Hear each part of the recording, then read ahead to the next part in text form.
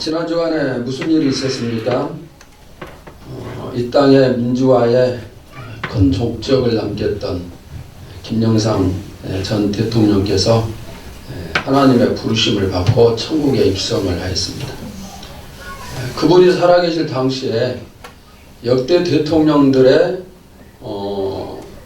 대통령직을 얼마나 잘 수행했는가 여론조사가 있었는데 김영삼 대통령이 대통령직을 잘 수행했다는 그렇게 지지한 사람은 1%였어요.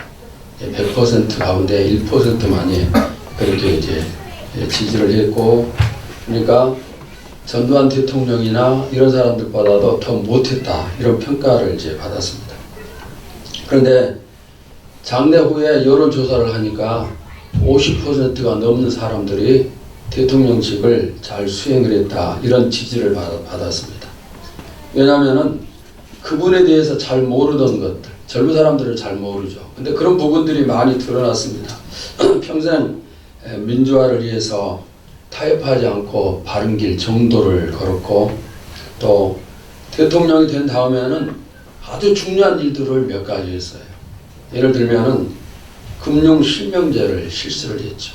그래서 부정부패가 많이 없어졌다고 합니다. 그 다음에 또 군부의 하나의 척결, 끼리끼리 모였던 그 조직을 또 척결을 했고, 그리고 부정부패했던 대통령들을 이제 법에 세워서 감옥에 가도록 하고 또 부정한 돈을 환수를 했습니다. 그 외에도 잘못된 역사를 바로 세우고 이런 일들을 이제 했던 것이죠. 그 다음에 그분이 남겨둔 재산도 하나도 없다고 합니다. 평생 살았던 집 한 채 남기고 세상을 떠났는데, 그러니까 검소한 대통령으로 또 재물에 욕심 부리지 않고 참 소박하게 그렇게 살아온 사람이다 이렇게 평가가 된 것이죠. 가만히 보니까 사람에 대한 평가는 살아있을 때는 제대로 되지 않아요. 그러나 죽으면은 제대로 되죠. 죽으면은 눈치 볼 게 없으니까 솔직하게 얘기를 하는 것이죠. 그래서 이분에 대한 평가가 이제 많은 사람들이 얘기하기를 제대로 되었다 이렇게 얘기하는 것을 제가 또 들었습니다. 근래에 들어서 경제인이나 정치인들에 대한 그 해자를 그들이 했던 말들에 대해서 해상하는 그런 일들이 많이 이제 이루어진 걸 볼 수가 있는데, 방송국에서 경제인들이 남긴 말 중에서 1위, 2위, 3위 순위를 매겨서 발표를 했던 것이 있습니다. 그래서 제가 그 프로를 봤었는데 3위는 김무중 회장의 세상은 넓고 할 일은 많다 했어요. 그 다음에 2위는 삼성 이건희 회장의 마누라와 자식만 놔두고 다 바꾸어라 그런 말이 2위에 올랐어요. 그럼 1위는 누굴까요? 1위는 정주영 회장의 이봐 해봤어였어요. 이봐 해봤어. 그 뜻이 뭔지 여러분 아십니까? 이제 서해안에서 간척 사업을 할 때 바다를 막아서 육지로 만드는 일을 하는데 다 막았는데 마지막 부분이 너무 물살이 세서 도저히 막을 수가 없는 것이죠. 그때 정주영 회장이 커다란 폐선을 이제 거기다 빠뜨리면은 막을 수가 있을 것이다. 그런 방법을 제시했을 때 옆에 있는 사람이 불가능하다고 했어요.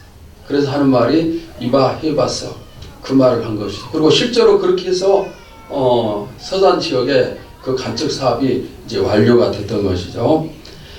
김대중 대통령은 행동하는 양심 이런 말을 했습니다. 김영삼 대통령은 닭의 목을 비틀어도 새벽은 온다 이런 말을 했죠.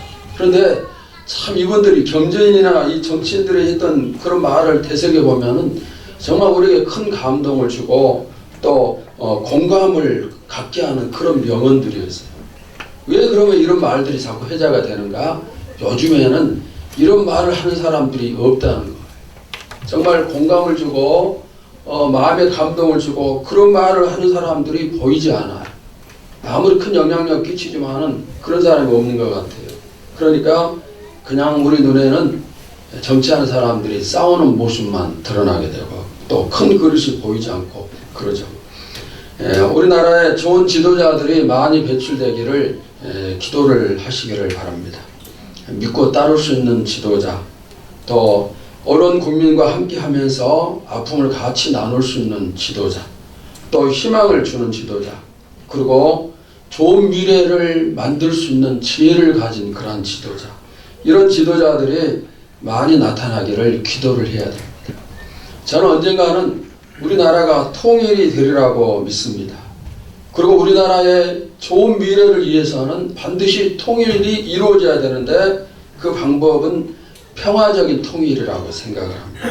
그래서 우리가 이런 기도를 해야 되겠고, 앞으로 통일이 되어지면은 정말 나라를 잘 이끌어갈 수 있는 그런 지도자들이 배출이 되어져야 되는데, 우리가 기도를 할 때 하나님이 그렇게 만들어 주시리라고 믿습니다. 그래서 우리 교회 안에서도 또 여러분의 자손과 후손들 가운데서도 그런 사람들이 나타나기를 꿈을 꾸시기를 바랍니다. 믿음은 뭐라고 했습니까? 바라는 것들의 실상이다 했습니다. 여러분이 꿈을 꾸며 기도할 때 그대로 이루어지는 것입니다.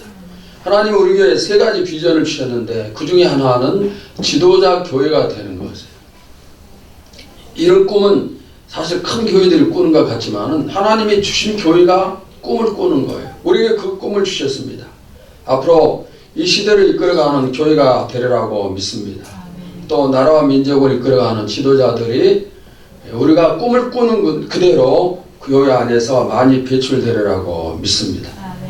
이런 비전을 우리가 가졌어요. 하나님 우리에게 주셨고, 교회가 시작된 이래 저와 여러분이 하루도 쉬지 않고 이 비전을 이루기 위해서 기도를 해왔습니다. 그리고 이제는 이루어지리라고 믿습니다.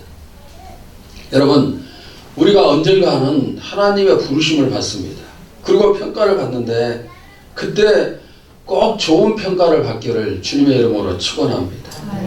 저에게도 여러 가지 소원이 있어요. 목사라고 해 욕심 없겠습니까? 많은 소원들이 있는데 근데 그 중에 꼭 한 가지 가장 반드시 이루어야 될 소원이 하나 있습니다. 다른 건 이루지 못해도 이것만은 꼭 이루고 싶은 것이 있습니다. 어떤 거냐면은 저의 삶을 마감을 하고 하나님 앞에 섰을 때 하나님께 착하고 충성된 종아, 이 말씀을 듣는 것입니다. 이 말을 듣는다면은 더 이상 바랄 것이 없을 것 같아요. 그리고 이 말을 듣는 것보다 더 좋은 축복도 없어요. 이 말을 들을 수 있다는 것은 성공한 인생이요 성공한 목사였음을 인정받는 것이라 그렇게 생각을 합니다. 여러분, 우리가 별 의미 없는 것 가지고 너무너무 많이들 싸우죠.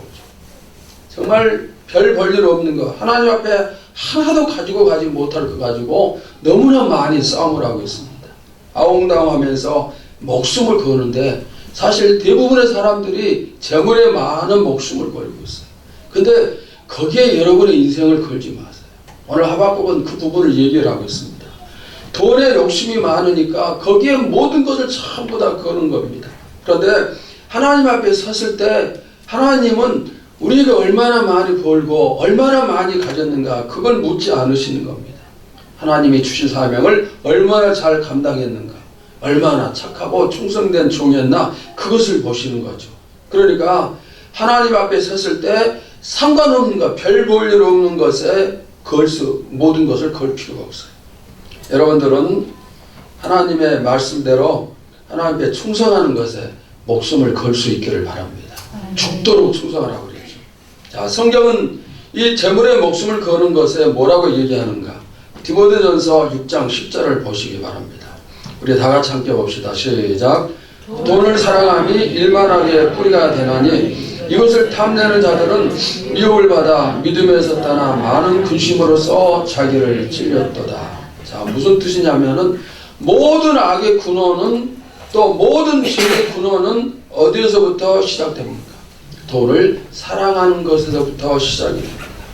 돈을 사랑하면은 믿음에서 떠나는 겁니다. 여기 믿음에서 떠나 그랬습니다. 그 다음에 자기를 찔른다 그랬습니다. 내가 돈을 사랑하면 믿음이 없어지는 겁니다. 그리고 그것 때문에 내 영혼을 죽이는 그런 결과가 되어지는 겁니다. 그러니까 돈의 욕심, 돈의 목숨을 걸면 안 돼요.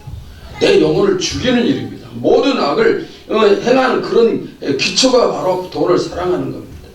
성경은 우리를 향해서 제발 너희들이 큰 부자가 되어라 이렇게 말씀하시지 않습니다. 뭐라고 얘기합니까? 너무 가난하지도 말고 너무 큰 부자가 되길 소원하지도 말고 그냥 단지 먹고 사는 것으로 족한 걸로 여기라 이렇게 말씀을 하고 있습니다. 여러분의 집에 박스 속에 돈이 10억 원이 딱 쌓여있다고 생각을 해봅시다. 그러면 그것 때문에 늘 기분이 좋고 마음이 평안하고 은혜가 충만하고 그렇습니까? 제가 기도원에서 들었던 간증 하나를 소개를 하겠습니다. 미국에는 한인 교회들이 많이 있어요. 한국에서 이민을 가면은 그 사람들이 맨 처음에 찾는 것이 바로 교회를 찾아요. 왜냐하면 믿음 생활도 해야 되지만은 거기서 또 교제가 이루어지기 때문에 교회를 찾는데, 어떤 사람이 이민을 가서 세탁소를 차렸어요. 근데 세탁소를 차려서 가족이 함께 일하는데, 이제 돈을 지불할 때, 손님들이 돈을 지불할 때 누구는 카드로 지불을 하고 누구는 현찰로 지불을 해요. 그러면은 그 현찰로 받은 것은 세금을 내지도 않고, 그러니까 그거를 차곡차곡 모아서 박스에 쌓았는데 얼마를 모았는가 하면은 50만 달러를 모았어요. 우리 돈으로 약 6억 원 정도를 모았는 거예요. 그런데 어느 날 갑자기 보니까 돈이 조금씩 없어진 것 같아요. 그래서 왜 이 돈이 없어지나 생각을 했더니 자기 아들이 마약을 하면서 돈을 자꾸 빼가는 것을 봤던 겁니다. 그래서 여기 집에 놔두면 안 되겠다 생각하고 어떻게 할까 방법을 찾다가 교회 목사님을 찾아갔어요.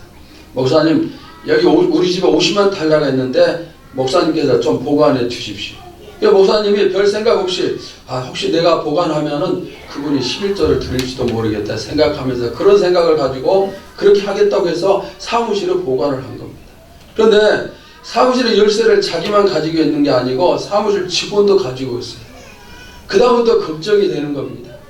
예배 시간 찬송하면서도 돈 50만 달러 혹시 누가 가져가지 않을까? 그 다음에 설교하면서도 누가 도둑질을 가지 않을까? 당회하면서도 누가 가져가지 않을까? 또 밤에 잠을 잘 수가 없어요. 도둑이 들지 않을까? 그래서 어떻게 하는가 하면은 결국에는 이렇게 놔두면 내가 제명대로 살지 못하겠다 생각을 하고 15일 만에 다시 가져가라 전화를 해서 그분들에게 돌려주었습니다. 저한테도 비슷한 경험이 한 번 있었어요. 그리 많은 돈은 아니지만 한 1,000만 원 정도를 이제 보관을 하고 있었는데 그것 때문에 잊어버릴까 잠이 안 와요. 잊어버릴까. 여러분, 성경의 말씀이 뭐라고 말씀하고 있습니까? 마태복음 6장 19절에 20절 말씀 한번 봅시다. 너희를 위하여 보물을 땅에 쌓아두지 말라. 거기는 종과 동록이 해하며 도둑이 구멍을 뚫고 도둑질하느니라. 오직 너희를 위하여 보물을 하늘에 쌓아두라. 거기는 좀이나 동록이 해하지 못하며 도둑이 구멍을 뚫지도 못하고 도둑질도 못하느니라. 자, 땅에 쌓아두고 이렇게 보관하면은 도둑이 틈이 타고 좀과 동록이 빼앗아 간다는 거죠. 도둑이 침투하면은 한꺼번에 다 쓸어가죠. 그러면 종과 동록은 무엇인가? 우리가 가지고 있는 것 가운데서 이리저리 새 나가는 것을 얘기를 하는 거예요. 몸이 아파서 갑자기 병원에 가면 돈을 지불해야 되죠. 또 사고가 생기면 지불해야 되죠. 자식이 사고 치면은 그걸 또 전부 다 이제 마무리해야 되죠. 뭐 생각지 않은 문제들이 생겨서 돈이 들어가고 소매치기도 당하고 사업에 실패도 생기고 이런 식으로 빠져나가는 것이 바로 좀과 동록이. 그런데 천국은 어떤 곳인가? 도둑이 틈타지 않아요. 좀과 동록이 뺏어갈 수가 없습니다. 여러분, 천국의 이자는 얼마입니까? 천국의 이자는 30배, 60배, 100배. 앞으로 여러분들이 천국에 여러분의 은행에 많은 것을 쌓아놓을 수 있기를 주님의 이름으로 축원합니다. 돈 많다고 평안한 게 아니에요. 많은 것이 오히려 파탄을 불러올 수도 있고 그것 때문에 사람이 너무 고통스러울 수도 있어요. 재산이 없으면 자식들이 싸우지 않죠. 재산이 있으면 자식들이 싸우죠. 바울처럼 부유하면 부유한 대로, 또 가난하면 가난한 대로 거기서 잘 맞춰서 사는 자족의 삶을 여러분들도 살 수 있기를 바랍니다. 자, 오늘 살필 성경이 하박국인데 이 하박국의 내용은 하박국 선지자의 질문, 두 번의 질문과 하나님의 대답으로 구성이 되었습니다. 당시 유다 사회는 엄청난 범죄 속에 빠져들었습니다. 그래서 하박국 선지자는 하나님 왜 이렇게 범죄를 하고 있는데 그들을 벌을 내리지 않냐고 보고만 계십니까? 왜 징계하시지 않습니까? 이런 질문을 하나님께 두 번을 드려요. 그때 하나님이 응답을 하시는데 어떤 응답을 하시는가 하면은 내가 유다를 정벌한다. 그러나 유다를 정벌할 때 이방 나라인 바벨론을 통해서 정벌을 할 것이다. 이렇게 답변을 하셨습니다. 하박국은 그 답변이 이해가 되지 않았어요. 왜냐하면 당시 바벨론은 유대보다도 더 패역한 민족입니다. 그런데 이 더 패역한 민족을 들어서 덜 패역한 유다를 친다는 것이 이해가 되지 않았어요. 그래서 그 부분을 하나님께 다시 질문을 했을 때 하나님이 답변하시기를 우선은 바벨론을 들어서 유다를 치지만은 그러나 훗날 바벨론도 심판을 받아서 멸망을 당할 것이다. 이렇게 하나님이 이제 답변을 하십니다. 자, 이런 이제 하박국 전체적인 그 줄거리를 생각하면서 첫째, 이 하박국의 배경과 기록 목적을 살피겠습니다. 배경은 어떤 것입니까? 예레미야 선지자가 활동했던 시기와 비슷해요. 바로 그 동시대에 활동을 이제 했었는데, 당시 그 주변 상황을 살피면은 북쪽의 아수르는 거의 몰락한 상태였습니다. 나라가 이제 망해가기 직전이고, 그 다음에 남쪽, 이스라엘 좌측 남쪽에 있는 애굽도 세력이 크게 약화된 상태입니다. 그런데 유다의 우측편에 있는 바벨론이라는 나라는 강대국으로 급부상하는 그런 상황이었습니다. 그러면은 이런 상황에서 유다가 강대국 틈 사이에서 한시도 마음을 놓지 못할 때, 또 언제 침범이 올지 알 수 없는 그런 상황에서 이들이 가져야 될 태도는 오직 하나님을 의지하는 거예요. 그러나 하나님을 의지하지 않고 오히려 우상을 숭배하고 도덕적으로 엄청난 타락에 빠져들게 됐습니다. 그들의 타락이 극치에 임하게 됐고, 그래서 하나님은 유다를 멸망시킬 수밖에 없는 그런 상황이에요. 지금 배경이 그런 상황입니다. 자, 그 다음에 이제 기록 목적 두 가지가 있는데, 첫째는 하나님의 역사를 주관하시는 분이심을 알게 하면서 하나님을 의지하는 삶을 살도록 하기 위함. 그 다음에 두 번째는 불의가 득세하더라도 하나님의 백성들은 믿음으로 살아야 된다. 이것을 권고하기 위함. 여러분, 우리의 미래가 누구에게 달렸습니까?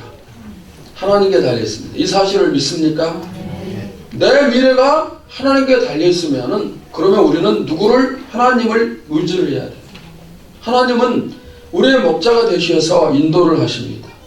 간혹 하나님의 인도가 내 마음에 들지 않을 때가 있어요.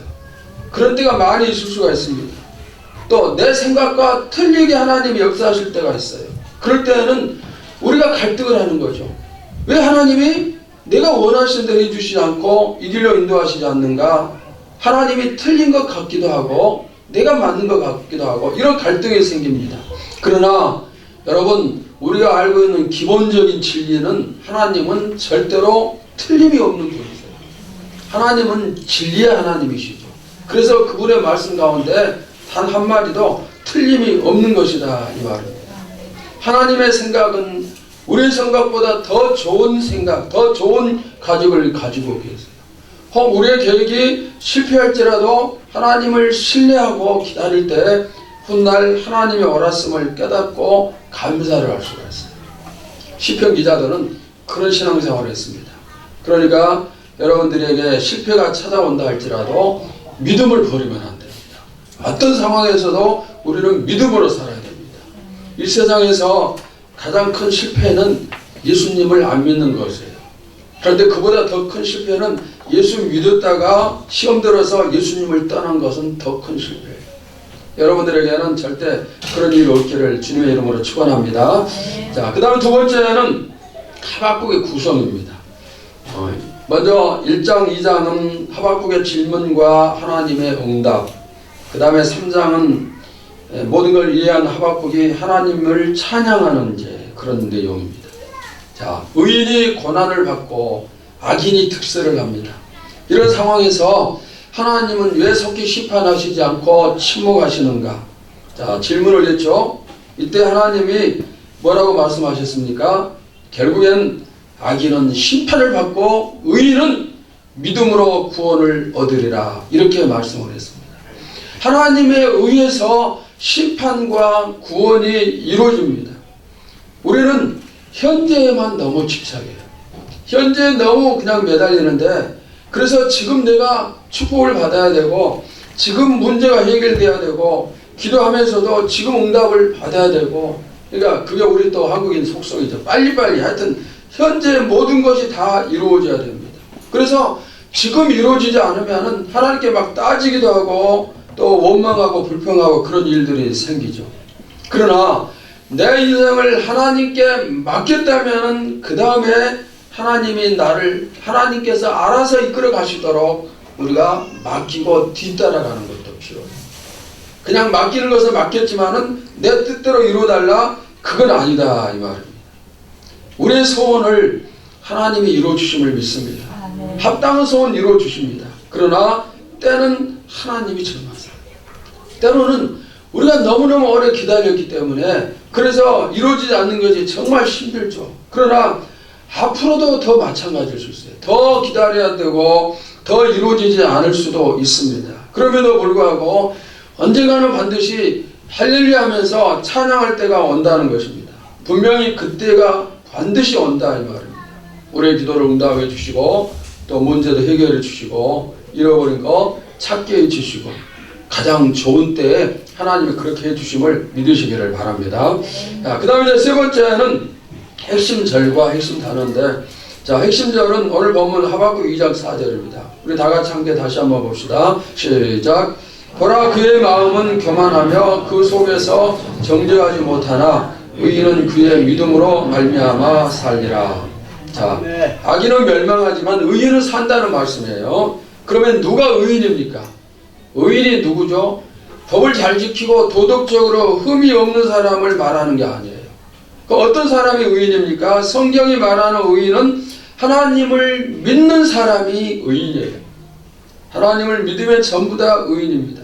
우리가 예수님을 믿음으로 말미암아 그 순간 죄인에서 의인으로 신분이 완전히 바뀌는 겁니다. 의로운 사람이 되는 겁니다. 그런데 이 의인이 사는 길은 무엇으로 사는 겁니까?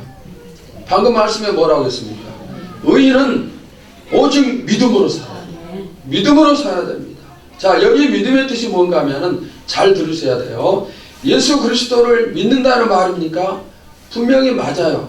예수님을 믿는 것 거기에 포함되어 있습니다. 그러나 또 더 중요한 뜻들이 포함되어 있는데 어떤 거냐면은 이 믿음이란 뜻은 견고함, 또 굳건함, 충실, 성실 이런 뜻을 포함을 하면서 하나님의 섭리와 계획에 대해서 절대로 의심하지 않고 그것을 믿는다는 거예요.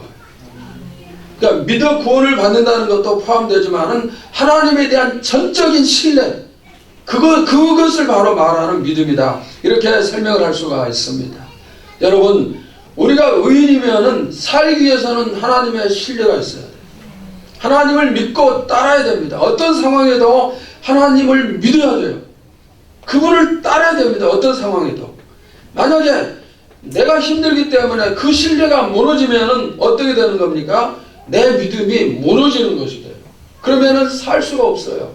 그러니까 믿음을 지켜야 돼요. 어떻게? 하나님에 대한 신뢰로 지켜야 됩니다. 주님께서는 우리의 믿음을 보시는 거예요. 우리의 믿음을 보신다는 것은 네가 나를 믿느냐 믿지 않느냐 그걸 보시는 게 아니에요. 이미 우리는 믿어서 구원을 받았기 때문에 그 믿고 안 믿고 문제는 이미 우리가 다 초월한 사람들이에요. 그러면 어떤 믿음? 방금 얘기한 것처럼 하나님을 전적으로 신뢰하는가 거기에 대한 부분을 보시는 거죠. 주님 예수님 말씀하셨어요. 너의 믿음이 참으로 크도다.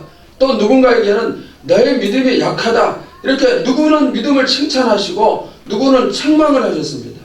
우리가 살 수 있고 칭찬을 받는 길은 오직 믿음뿐입니다. 여러분이 심은 모든 거 다 거두게 하시는 거예요. 그걸 믿어야 됩니다. 또 하나님은 합력한 선을 이루시는 분이심을 믿어야 되는 겁니다.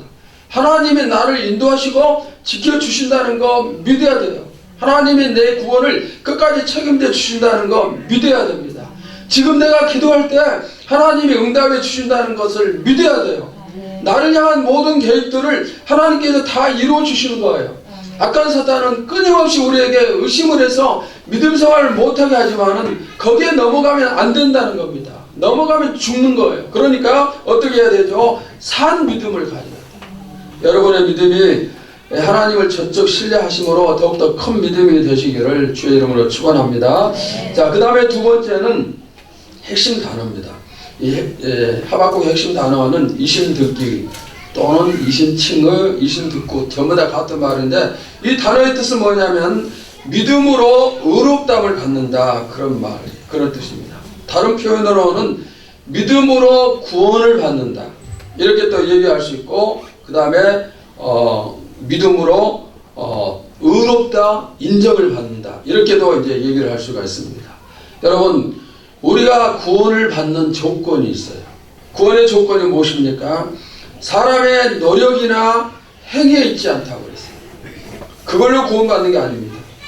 그러면은 어떻게 받는가? 먼저 이 구원의 뜻이 무엇인가를 알아야 되는데 구원은 가장 첫 번째 얘기하는 구원의 뜻은 천국 가는 거예요. 예수 믿고 천국 간다는 말입니다. 그러면은 어떻게 해서 우리가 천국을 갈 수 있는가? 조건은 하나도 없어요. 하나님께서 우리에게 구원을 받으라 말씀하시면서 이렇게 해야 된다. 무엇을 해야 된다? 조건을 내거신 것은 한 가지도 없습니다. 아무것도 없습니다. 무엇을 해야 된다든가 그 다음에 무슨 선한 일을 얼마나 해야 되고 구제를 얼마나 해야 되고 기도를 얼마나 해야 되고 돈을 얼마나 닦아야 되고 이런 무엇을 해야 된다는 조건은 하나도 없어요. 그러나 여러분 잘 아시는 것처럼 다른 종교의 구원은 뭡니까? 조건적이고 이런 것을 행해야 되는 거예요. 돈을 닦아야 되는 거예요. 그런 조건이 있는 것입니다. 하지만 우리 교회에는 아무 조건이 없어요. 근데 딱 한 가지가 있어요. 무엇이죠? 예수님을 뭐하면은 믿으면 되는 거예요. 예수님을 믿기만 하면 됩니다. 그러면은 무엇을 믿어야 되는가? 하나님께서 자기 아들을 이 땅에 보내시고 이 땅에 오신 예수님께서 우리의 죄를 짊어지고 십자가에서 죽으셨다가 부활하신 것을 믿는 거예요. 여러분 이 사실을 우리가 믿어야 구원을 받을 수가 있습니다. 내가 죄인인데 죄의 삭은 사망인데 주님이 내 죄를 대신 짊어지셨고 그분을 내가 믿으면 구원을 받을 수 있다. 이것이 구원받는 조건입니다. 이것을 내가 인정하고 받아들일 때 우리에게 이신득이, 이신칭의가 이루어져요. 의로운 사람이 되고 구원을 받은 사람이 되어진다 이 말입니다. 여러분 우리에게 오직 예수, 오직 믿음뿐임을 꼭 믿으시기를 바랍니다. 다른 것은 없어요. 다른 방법은 아무것도 없습니다. 내가 예수를 믿기 위해서 할 수 있는 거 아무것도 없어요. 다른 건 아무것도 없습니다. 단지 내가 죄인임을 깨닫고 그분을 마음에 영접하면 이제 구원을 받을 수가 있다는 것이죠. 오늘 우리 가운데 아직도 이 예수님에 대해서 그분이 나를 위해 십자가 지셨다. 그리고 그분을 마음에 받으면 구원을 받는다. 이 사실이 믿어지지 않는 사람이 있을 수가 있어요. 믿어지지 않으면 어떻게 되는가? 내가 그 사실을 믿을 수 있도록 도움을 달라고 기도를 하시기 바랍니다. 아니면은 하나님의 살아계심을 내가 믿을 수 있도록 나를 만나 주시기 바랍니다. 이런 요청을 하세요. 바울이 어떤 사람이었습니까? 바울은 예수 믿어야 구원을 받는다. 이 사실을 선포하는 사람들을 찾아다니면서 죽이는 데 앞장을 섰습니다. 왜 그런 일을 했는가? 믿어지지가 않는 겁니다. 율법을 지키고 할례를 받아야 구원을 얻는 것이지 어떻게 예수를 믿는다고 구원을 받느냐? 그 사실이 못 믿어지는 겁니다. 그러니까 믿는 자를 핍박하는데 앞장을 섰습니다. 그런데 핍박하기 위해서 다메섹으로 가는 도중에 예수님이 바울을 찾아오셨어요. 그리고 말씀하시니까 그 순간 믿음이 생겨서 그 다음부터는 예수를 핍박하던 자가 예수를 위해서 목숨을 바치는 순교하는 자로 바뀐 거예요. 여러분 우리가 간절히 주님을 사모할 때 우리를 찾아오심을 믿습니다. 기도도 안 되고 설교를 들어도 믿어지지 않고 그럴 때 주님을 만나기를 소원하세요. 한 번이라도 나를 찾아와 주시고 나를 만나 주시기 바랍니다. 당신이 살아계신 신이시고 나를 구원하실 수 있는 분이라면 나를 불쌍히 여기시어 나를 찾아오시고 내가 정말 믿고 구원을 받을 수 있도록 나에게 한번 찾아오시옵소서. 우리가 간절히 사모할 때 주님이 찾아오심을 믿습니다. 사모하고 찾는 자에게 왜 주님이 응답하시지 않겠습니까? 우리가 예수님을 믿고 구원을 받아야 되죠. 저는 1년에 한 번, 두 번 정도는 우리 교회에서 항상 구원에 대한 점검을 했어요. 예배 시간에. 어떻게 점검을 합니까? 예수님을 영접하는 시간을 가졌어요. 사형리에 대해서 잘 알죠. 전도의 방법 4가지 영적인 원리가 사형리입니다. 그런데 이 네 가지 원리를 말하면서 마지막에는 예수님을 영접하는 기도의 문이 있어요. 그리고 그 기도의 문을 읽으면서 기도를 드렸을 때 예수님을 영접하는 것이 되고 구원을 받은 것이 되어지는 것이죠. 그래서 제가 교회에서 1년에 한 번 정도 또는 때로는 2번 정도 해서 항상 예수님을 영접하는 그런 시간을 가졌어요. 자, 오늘도 제가 그 시간을 가지려고 합니다. 왜냐하면 여러분 모두가 다 예수를 믿어 의인 즉 구원을 받았겠지만은 만에 하나라도 한 사람이라도 이곳에 앉아있는 여러분 가운데 단 한 사람이라도 아직 예수님을 믿지 못하고 구원받지 못한 사람이 있다면 그것은 엄청난 그런 슬픈 상황이죠. 정말 어마어마하게 슬픈 사건이에요. 그리고 본인에게도 어마어마하게 아픈 고통이 되죠. 구원받지 못하는 것보다 더 큰 아픔은 없어요. 그래서 단 한 사람이랄지라도 그 사람을 위해서 영접하는 기도의 시간을 갖도록 하겠습니다. 이 시간 제가 한 절씩 기도할 때 따라 사시고 그 다음에 이미 구원을 다 받으셨지만은 받은 분들도 돕는 의미로서 함께 기도를 해 주시기를 바랍니다. 자, 전부 다 두 손을 한번 가슴에 모으세요. 가슴에 모으고 눈을 감으시고 또는 눈을 감지 않고 앞에 나와 있는 기도문을 보셔도 됩니다. 그리고 이제 제가 기도를 한 절씩 할 때 저를 따라서 기도를 하세요. 그런데 그냥 입술로 소리만 내서 하면 안 됩니다. 마음으로 정말 진심으로 주님을 영접하겠다는 진심 어린 자세를 가지고 따라하면서 기도를 같이 하시기 바랍니다. 지금부터 제가 먼저 하면 한 절씩 따라서 하시기 바랍니다. 주 예수님, 나는 주님을 믿고 싶습니다. 주 예수님, 나는 주님을 믿고 싶습니다. 십자가에서 죽으심으로 내 죄값을 담당하시니 감사합니다. 내 죄값을 담당하시니 감사합니다. 지금 나는 내 마음의 문을 열고 예수님을 나의 구주, 나의 하나님으로 영접합니다. 예수님을 나의 구주, 나의 하나님으로 영접합니다. 나의 죄를 용서하시고 영생을 주심을 감사합니다. 나의 죄를 용서하시고 영생을 주심을 감사합니다. 나를 다스려 주시고 나를 주님이 원하시는 사람으로 만들어 주옵소서. 예수님의 이름으로 기도합니다. 아멘. 우리가 이 기도를 마음으로 진심으로 드렸다면 이제 구원받은 사람이에요. 천국이 여러분의 것임을 믿으시기를 바랍니다. 자, 예수를 못해야 믿어야 구원입니다. 그런데 믿고는 싶지만 안 믿어질 수가 있습니다. 이제부터는 신경을 다른 데 쓰지 말고 예수 믿는데 신경을 많이 쓰시기를 바랍니다.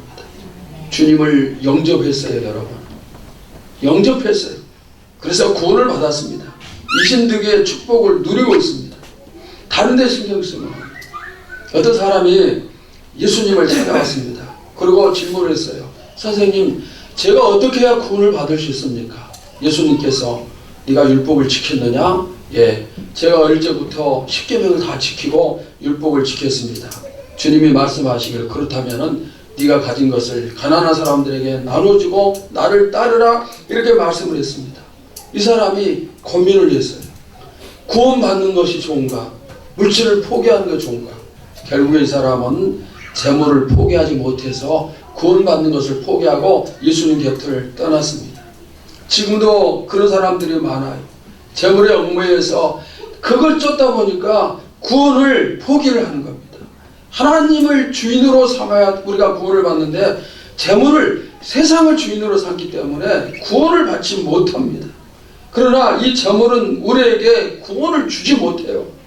재물을 가지고 구원을 살 수가 없습니다. 오직 믿음으로만 가능해요. 오늘 여러분들이 믿음으로 예수님을 영접했습니다. 이제부터 하나님께서 여러분의 주인 될 수 있기를 축원합니다. 자, 그 다음 네 번째는 중요한 내용입니다. 우리 하박국 3장 17절 18절을 함께 다 같이 보시겠습니다. 시작. 비록 무화과 나무가 무성하지 못하며 포도나무에 열매가 없으며 감람나무에 소출이 없으며 밭에 먹을 것이 없으며 우리의 양이 없으며 해안간에 소가 없을지라도 나는 여호와로 말미암아 즐거워하며 나의 구원의 하나님으로 말미암아 기뻐하리로다. 자, 오늘 살필 중요한 내용은 이 말씀 두 절입니다. 이 말씀을 통해서 은혜 받으시고 큰 깨달음이 있기를 축원합니다. 무화과나무, 포도나무, 감람나무는 이스라엘 지방에서 가장 중요한 3대 과실수. 이 3대 과실수가 열매를 맺지 못하면은 이스라엘은 고난에 빠지는 거예요. 살 수가 없어요. 우리나라 말하면 쌀이에요, 쌀. 또 만약에 그렇기 때문에 이런 과실수에 열매가 없으면 어떻게 되는가? 전부 다 굶주려 죽는 것입니다. 그 다음에 또 이스라엘 백성들은 목축을 일삼는 그런 민족입니다. 양과 소를 치는데 만약 애양간에 양이나 소가 없으면 어떻게 되는가? 포도원에 열매가 없을지라도 짐승이 있으면 그걸로 살 수가 있어요. 그런데 이 짐승까지도 없으면 어떻게 되는가? 이다음부터는 죽기만을 기다려야 하는 거죠. 살 수 있는 방법이 없어요. 그러니까 살기 위해서 절대적으로 필요한 게 양식이고 짐승이에요. 그거 없으면 죽는 겁니다. 그러나 이 하박국 선지자는 그런 상황에서도 뭐라고 얘기합니까? 나에게 하나님이 있기 때문에 그 하나님으로 인하여서 기뻐하겠다. 여러분, 우리가 이 믿음까지 성장할 수 있기를 바랍니다. 가지고 있는 것이 전부 다 떨어지고 아무것도 없다 할지라도 지갑에 돈이 한 푼도 없고 또 통장에 마이너스 한도까지 다 찾아서 쓰고 한도가 넘었고 또 때로는 카드도 정지되고 쌀떡에 쌀이 떨어지고 그래서 또 그렇지만 쌀을 살 방법도 없고 아이들은 배고프다고 또 난리치고 내가 이런 상황일 때 그래도 하나님을 원망하지 않겠는가? 아니, 하나님을 원망하는 것이 아니고 그런 상황에서도 하나님이 나에게 계시기 때문에 기뻐하면서 감사할 수 있는가? 하박국 선지자는 그렇게 할 수가 있다는 겁니다. 지극히 가난하고 또 가난하지만은 그럼에도 하나님 때문에 소망을 얻고 힘을 얻는 것, 이것이 우리의 믿음이 되기를 바랍니다.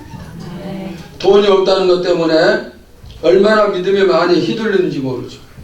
평소에는 하나님을 찾고 하나님 때문에 기뻐하고 감사하고 그러다가 환경이 어려워지면은 그것 때문에 하나님으로부터 멀어지는 거예요. 원망하기도 하고 불평하기도 하고 그렇죠. 그러나 여러분, 우리의 신앙이 그런 상황에서도 하나님 때문에 기뻐할 수 있는 그런 신앙이 될 수 있기를 바랍니다. 한번 생각해 보세요. 내가 이 세상의 최고의 부자라 생각을 해보십시오. 모든 것을 다 가지고 있다 할지라도 나에게 하나님이 계시지 않는다면 기뻐하고 감사할 수 있겠습니까? 저는 지난번 장례식을 치르는 것 가운데 하관 예배를 봤습니다. 하관 예배를 보면서 그냥 너무너무 감격하고 기쁨이 충만했는데, 왜냐하면 모처럼 기독교가 그 하관 예배를 통해서 하나님께 예배하고 찬양하면서 모든 국민들에게 TV를 통해서 그 광경을 보이고 죽음 이후의 세상이 있다는 것을 깨닫게 해주는 그런 시간이 된 것 같아서 너무나 감사했어요. 그리고 아마 그걸 보면서 예수 믿기로 작정한 사람들도 많이 있었으리라고 생각을 합니다. 여러분, 헤어졌어요. 영원히 끝입니까? 아니에요. 그들이 세상을 떠나고 가족들은 남지만은 그러나 정말 큰 슬픔을 갖지 않는 것은 천국에서 다시 만남이 있기 때문에. 여러분, 다시 만남이 있다면 괜찮은 거죠. 다시 만남이 있다면 소망을 가질 수가 있는 것입니다. 지금 여러분들이 아무리 가난할지라도 하나님 때문에 기뻐하는 것이 이게 진짜예요. 모든 걸 다 갖춰도 하나님이 계시지 않으면 그게 기쁨이 아니에요. 정말 기뻐할 수 없는 것이죠. 그러나 우리는 아무것도 없어도 하나님의 우리에게 계시게, 나에게 구원을 주시는 하나님이 함께 하시고 계시고 그분이 나를 사랑하고 계시고 그분이 나와 함께하고 계시기 때문에 얼마나 이게 감사하고 얼마나 이게 기쁨이 되는 것입니까? 여러분, 이제부터 여러분의 기쁨이 주님 때문에 기쁨이 될 수 있기를 바랍니다. 아멘. 기쁨의 원인이 하나님이 될 수 있기를 바랍니다. 영원토록 나와 함께 하시면서 나를 인도하시는 하나님, 나를 세상 끝날까지 지켜주시고 천국에서 나와 함께 해주실 이 하나님이 나와 함께 하신다. 이 하나님이 나의 하나님이라는 사실, 이것을 평생 기억하면서 그래서 평생 동안 감사하고 기뻐하는 우리 모두가 될 수 있기를 주님의 이름으로 축원합니다.